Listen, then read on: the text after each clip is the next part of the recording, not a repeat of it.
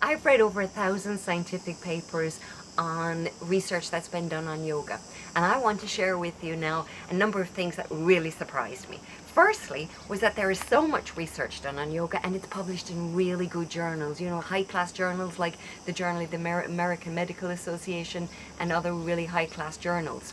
So specifically, when we do practice yoga consistently, our telomeres are maintained. Let me explain. At the little tips of each of our chromosomes, we've got what are called telomeres. As we age, these telomeres get shorter and shorter until they disappear. When we practice yoga consistently, the length of these telomeres is maintained. In other words, we stay younger for longer. Prisoners who do yoga in prison, they tend to be less likely to reoffend when they leave prison.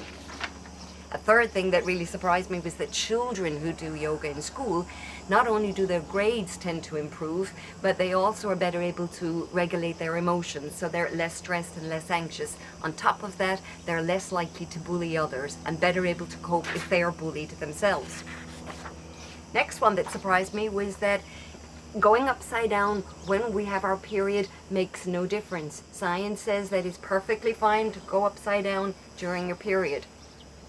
Another one that really surprised me was that yoga in the workplace not only reduces stress, but also increases productivity of those who practice yoga in the workplace.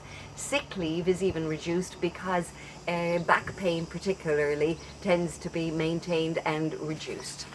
And finally, what really surprised me was that there is very little to none research on specific yoga poses for specific problems. So when you read in yoga magazines or in popular publications that 5-10 yoga poses to quiet your mind, stay young, improve your immunity, there is no scientific evidence for specific postures to help specific health issues, apart from a little research that's been done on Ardha Chandrasana and side plank for scoliosis.